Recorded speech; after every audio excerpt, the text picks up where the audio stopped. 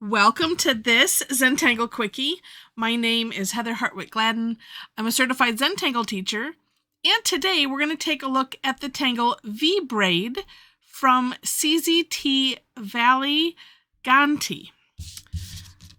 This is a recent release from tanglepatterns.com. If you have not subscribed over there, I highly recommend it. It's an enormous resource, and you get, I want to say, an email almost every day. I don't know. She does a really good job. Linda Farmer does. A CZT Linda Farmer, that is. Okay. This one is well, you know what? It's a border tangle, but if you put them next to each other, you could have a fill-in. All right. We're going to do just the border version. It starts off with 2 lines, so I'm going to do mine a little wiggly, as I like to do my borders and things wiggly. I like the extra challenge that it provides or something. All right, and okay. All right. Then, and of course you can start wherever. I'm going to start like right here, and we're going to basically 2 C-shaped curve lines making a V, hence the name, like that. And you decide how far apart you want them to be. I think I should start it from the center here and work my way out. Let's try that. Yeah, that works too. That one ended up a little bit more shallow.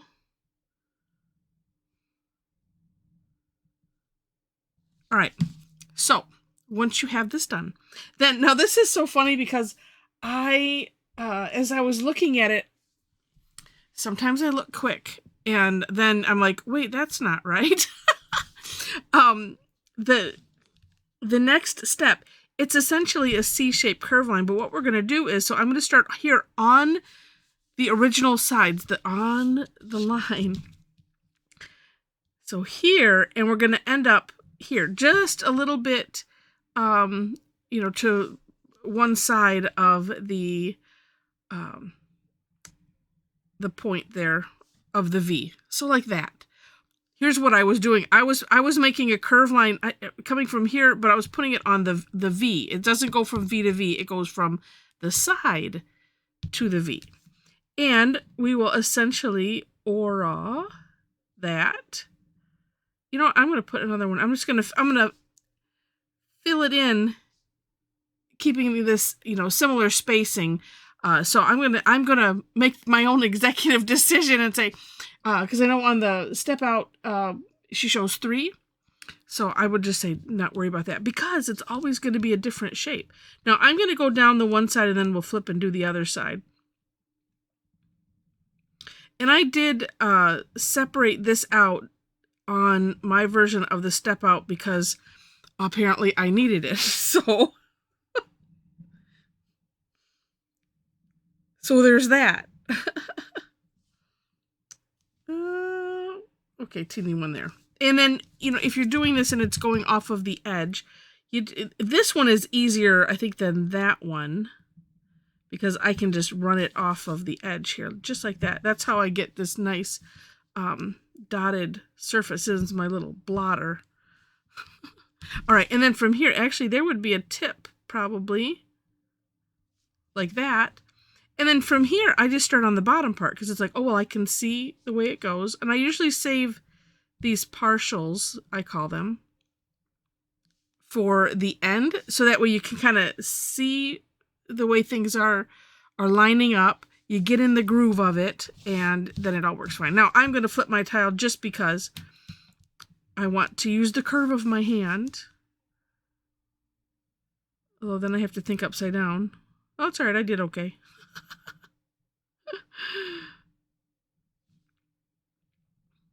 And it just has a really neat look.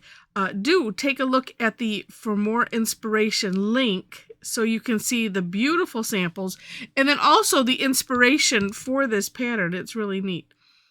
And I keep having to remind myself I'm going from the line to the V. Sometimes I end up with these like little mantras in my head like that. I'll go line to the V, line to the V.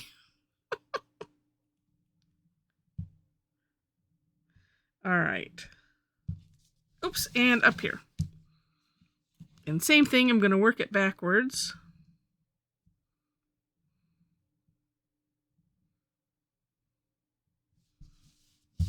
All right. Oops, there we go. Really neat. I mean, it's neat looking like this, but wait, there's more.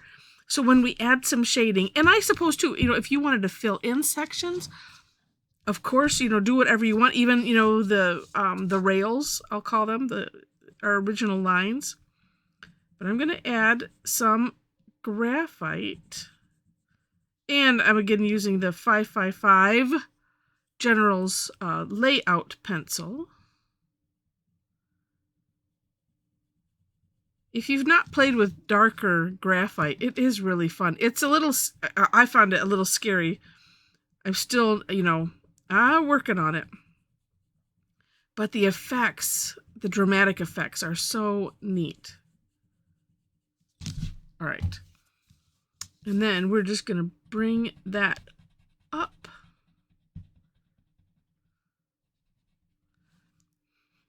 Having the graphite go to the line is kind of, look at how it is already. Oh my gosh. I didn't look at the screen. Wow.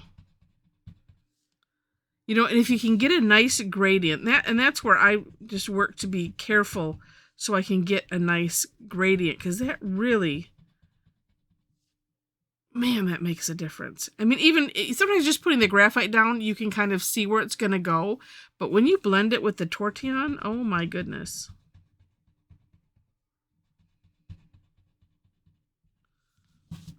Oops, and you know what? This would be, I'll use what's left on the Tortillion there. And there we go. Just amazing. Amazing.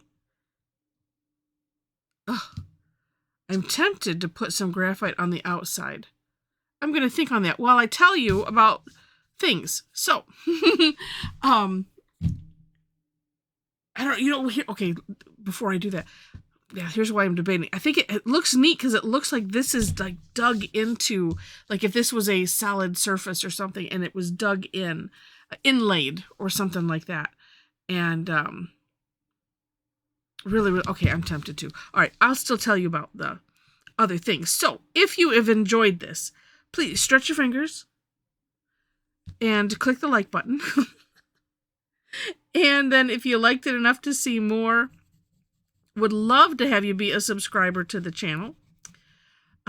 In the description section, I mentioned taking a look at the For More Inspiration link. I started off that way.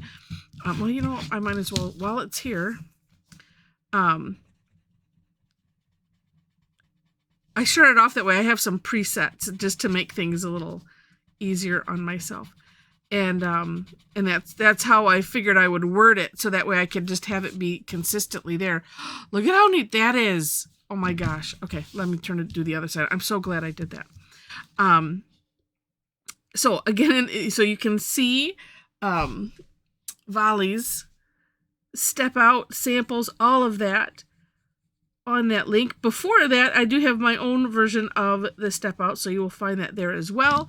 Below those is my link tree. So if you enjoy my style and you want to connect, all of my social media and everything is on that link tree. It's such a nice little tool, that link tree. So it can just be, everything is on one thing. And if you feel like bookmarking it so you've got it handy, great. That way if I make changes, I don't, it just makes changes and you don't even know. Oh gosh, that looks really cool. All right. And if you are interested in classes or just, sometimes I hesitate. So every Thursday I do something called Tangle Time. It's free sessions. And sometimes I hesitate to say classes because well, I am teaching how to do a tangle or two. It's whatever I pick, but it's a lot of fun. And, we learn from each other, and it's just, oh, it's so much fun. You have to join us if you haven't done so already. And like I said, I'll take a tangle or two. It's on Thursdays. I do 2 sessions.